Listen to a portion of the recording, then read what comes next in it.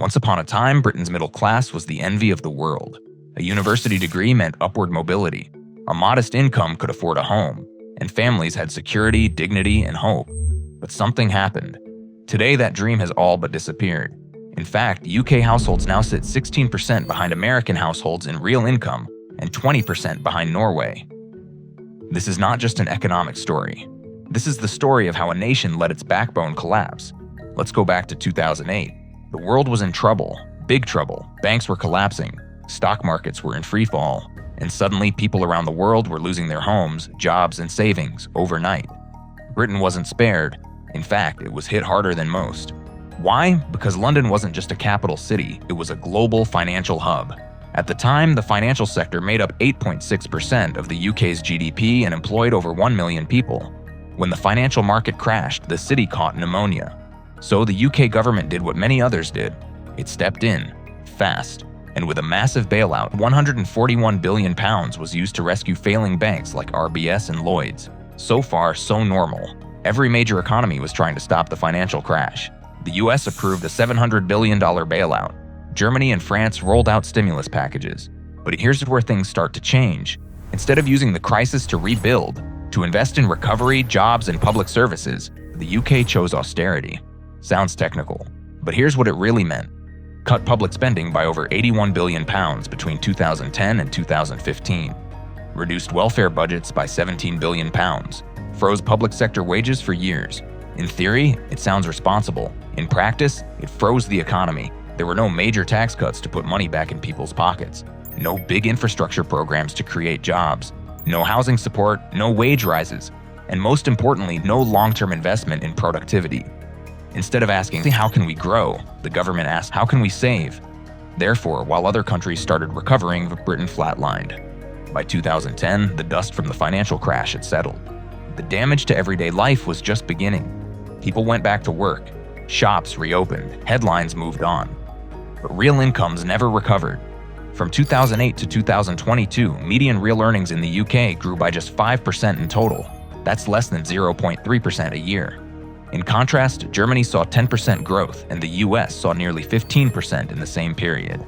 And while earnings barely moved, the cost of living soared.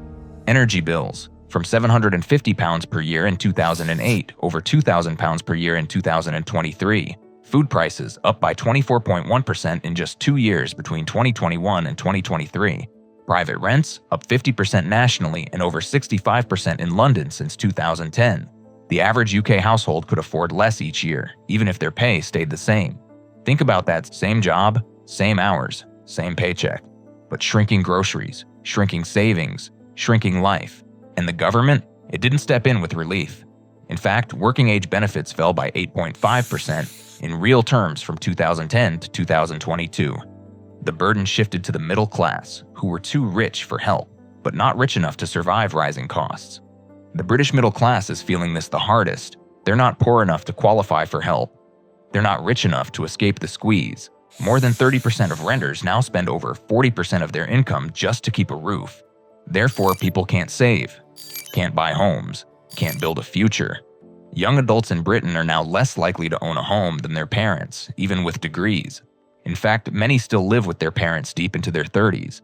So yes, people may still look middle class on the surface, but underneath, they're balancing survival paycheck to paycheck. Just when things couldn't get worse, they did. In 2016, Britain voted to leave the European Union. Brexit was about many things: identity, sovereignty, frustration. But economically, it added fuel to the fire. Between 2016 and 2021, the flow of foreign direct investment into the UK was volatile and declined. Businesses paused hiring, exports dropped. Small manufacturers lost access to European markets fast. Growth slowed even more. The UK dropped from being the 5th fastest growing G7 economy to the slowest. Then came COVID-19 in 2020. The government spent £280 billion to support the economy, which sounded huge, and it was. But much of the money went into short-term fixes, not long-term recovery. Some sectors, like hospitality, were devastated. By early 2021, an estimated 1 in 7 UK businesses were at a high risk of permanent closure. And when the economy tried to reopen, it ran straight into the next crisis: Russia's invasion of Ukraine in 2022. The war disrupted energy supplies, sending oil and gas prices skyrocketing. Household energy bills jumped from £1,277 per year to $2,500 plus in less than 12 months. Inflation hit 11.1% in October 2022, the highest since 1981. Therefore, all the money borrowed during COVID suddenly became more expensive to repay because interest rates jumped from 0.1% to 5.25% between 2021 and 2024. And the average household, faced with higher debt, higher bills, and no cushion. By 2024, the UK still ranked among the richest countries by GDP. But wealth means little when millions can't afford basic needs. And that's what makes this different. We're not talking about recession. We're talking about a structural breakdown in how everyday people live. Let's look at the consequences. Food bank usage has tripled since 2012, with over 3 million parcels distributed in 2023 alone. Child poverty now affects over 4.2 million children, or 29% of all UK kids.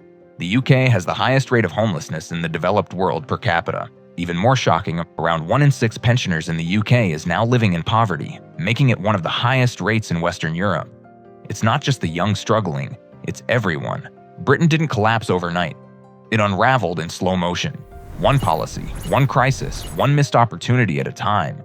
And now, millions are left carrying the cost of choices they never made.